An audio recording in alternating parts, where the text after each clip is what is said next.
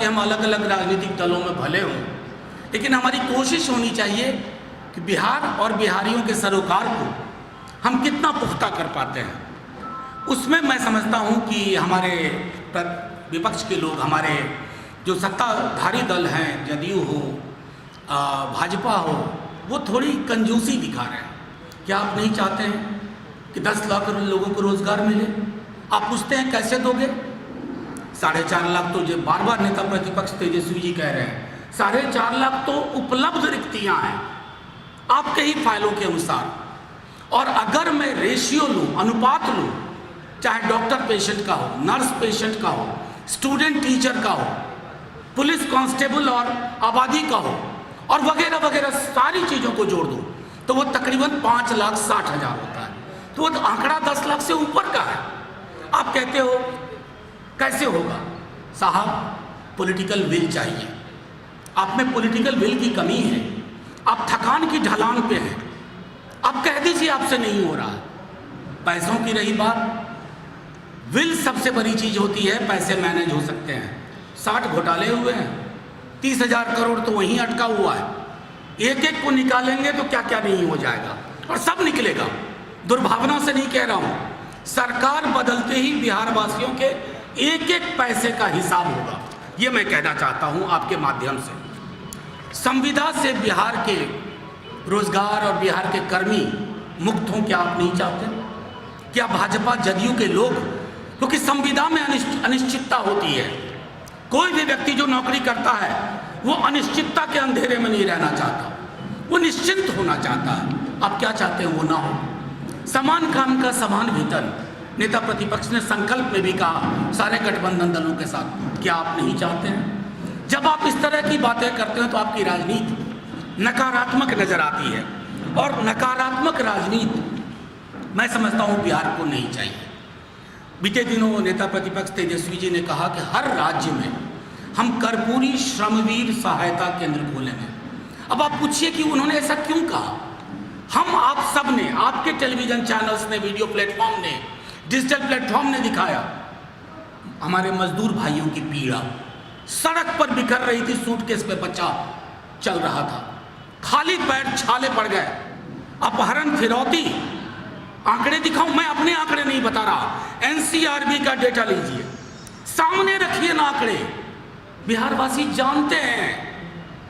मुजफ्फरपुर की बच्चियों की चित्कार आप भूल गए, उनकी करा भूल गए। अरे चुनाव अपनी जगह, कम से कम ये तो तय होना चाहिए, क्योंकि मानवता को शर्मसार करने वाली ये घटना बिहार में पहले कभी नहीं हुई। और जिन लोग गुनहगार थे उसके, वो सब आपके पोसे पाले हुए लोग हैं। उनको आपने संरक्षण दिया, और आज भी उस संरक्षण के बदले आप ये नहीं कह रहे हैं मैंने गलत लोगों का सबको संरक्षण दिया। सृजन घोटाला, क्राइम के बाद करप्शन पे आइए। 55-60 घोटाले हैं। इतनी लंबी फहरिस्त है कि प्रेस कॉन्फ्रेंस खत्म हो जाए 2 घंटे लग जाएंगे। एक एक चीज का घोटाला, शौचालय, फसल से लेकर के शौचालय तक। सृजन घोटाला, एक अभियुक्त पकड़ा नहीं गया है। यह सुशासन की सरकार है। अभियुक्त फेसबुक लाइव कर रहा है, यह सुशासन की सरकार है। अभियुक्त आपके संरक्षण में चुनाव प्रचार में है, यह सुशासन की सरकार है। किसको बरगला रहे हैं माननीय नीतीश कुमार जी? मैंने पहले भी कहा कि राजनीति में थकन का अवसर होता है। वो थकन आपकी नीतियों, आपकी नीयत, आपकी कार्यशैली, आपकी कार्य पद्धति में परिलक्षित हो रही है। मैं जब नेता प्रतिपक्ष ने कहा कि ऐसा करेंगे हम स्किल सर्वे के बारे में, आप सब जानते हैं, बहुत प्रचार हुआ। कहा गया कि 5300 रुपये उस काल में प्रति व्यक्ति खर्च किए गए। मैं तो माफी के साथ कहता हूँ 300 रुपये भी खर्च नहीं हुए। ये पैसे कहाँ गए? कौन लीन गया? जमीन निकल गई या आसमान निकल गया? ये तो बताना होगा मुख्यमंत्री जी को। आज नहीं बताएंगे, कल तो हम पूछेंगे, बहुत प्यार से पूछेंगे। जल जीवन हरियाली, बहुत अच्छा। हम सुनते थे कि भ्रष्टाचार का पौधा होता है, आपने तो पौधों में भ्रष्टाचार कर दिया।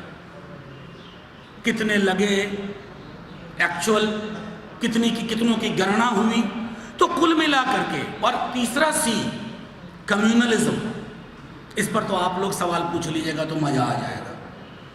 2-3 बिंदु थे जिस पर कहते थे कि मैं टस से मस नहीं होऊंगा, इस पर कोई समझौता नहीं हो सकता। सर झुकाते हुए सजदे में गिर गए, बादशाह के सर झुका के सजदे में गिर गए, कह दिए कि नहीं जो आपने किया मंजूर।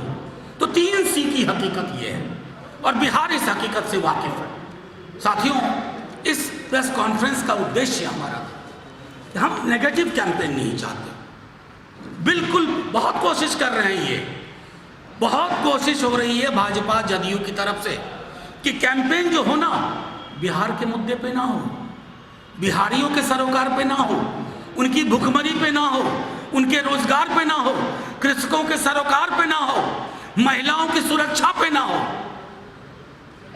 शमशान में विवाह के गीत मत गाइए नीतीश जी और भाजपा के लोग। हम इस मौजूदा हालत को कंप्लीट उसमें तब्दीली चाहते हैं और उसी दिशा में काम कर रहे हैं। आपका टोटल सुबह से शाम आप नेगेटिव बातें करते हैं, तू तड़ाक की जुबान में।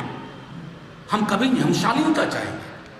चुनाव हैं, आएंगे जाएंगे, सरकार हमारी बनेगी, लेकिन अपने प्रतिपक्ष के लोगों के लिए ये जुबान कभी नहीं बोलेंगे कि तू तड़ाक। ये बिहार की जुबान ही नहीं है।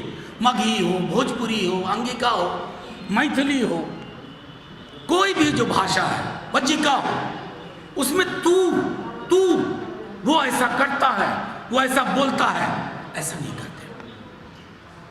एक दिन प्रेस कॉन्फ्रेंस कर रहे थे माननीय मुख्यमंत्री जी, नायब साहब भी थे, सुशील मोदी जी उनके। नायब साहब ने कहा सुल्तान से कि 10 लाख वाली बात भी बोल दीजिए, सारे वीडियो चैनल्स पे आए।